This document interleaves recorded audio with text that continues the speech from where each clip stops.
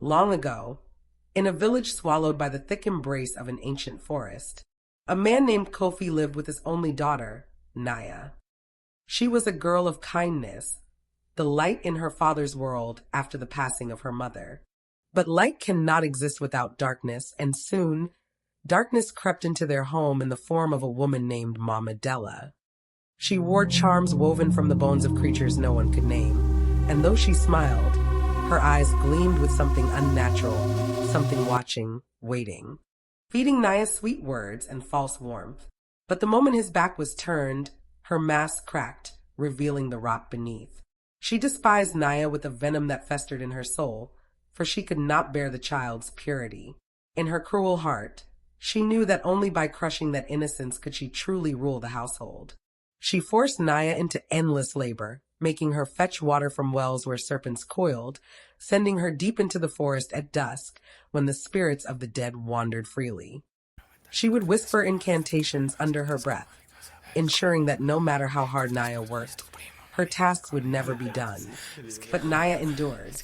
No matter how heavy the burden, no matter how the wind howled with unseen voices when she walked alone at night, she bore it all with quiet strength. This only enraged Mama Della more. One night, as the village lay in slumber, Mama Della crept to the riverbank where the elders never dared to go. There, under the gnarled branches of a twisted tree, she poured dark oil into the water and spoke to the things that lurked beneath its depths.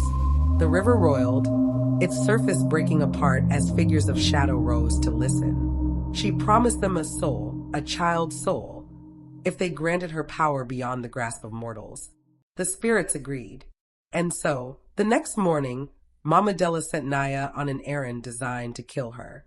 She handed the girl a small, cracked pot, its clay marked with strange, twisting symbols. Her voice, though sweet, carried the weight of command. Go to the river of spirits. Bring me its water before night falls.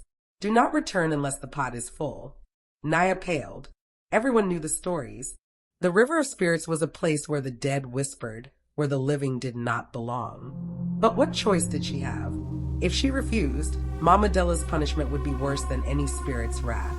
So she walked, through forests where the trees loomed too tall, their branches bending as if to watch her, past clearings where the air was too still, where unseen eyes seemed to press against her skin. The further she traveled, the colder it became, until the warmth of the sun was nothing more than a distant memory. By the time she reached the river, the sky had darkened unnaturally. The water did not flow like other rivers. It twisted, curling in unnatural shapes, reflecting things that should not exist. As she bent to collect the water, a cold hand shot from the depths, wrapping around her wrist. A figure rose, tall and hollow-eyed, its voice a chorus of whispers. Who dares disturb the waters of the forsaken? Naya trembled but found her voice. I was sent. My stepmother. She commands me to bring her this water. At the mention of Mama Delac, she has sealed her fate. But child, you must choose. Will you be her prey, or will you be her end?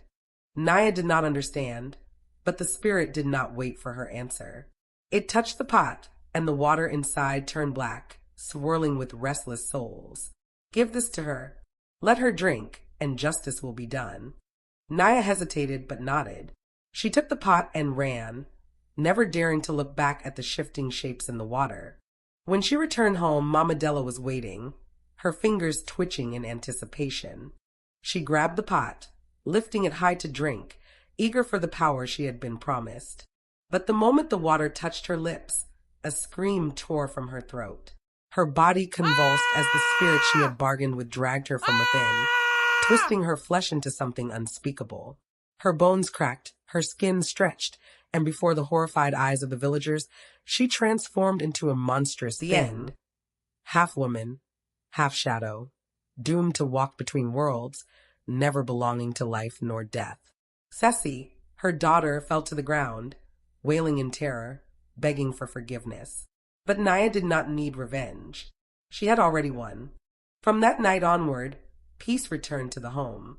And deep in the forbidden river, the spirits waited, always hungry for the next wicked soul foolish enough to seek their power. And so, The village told the tale of the diabolic stepmother who drank from the river of spirits, a warning that evil always devours itself in the end. The end.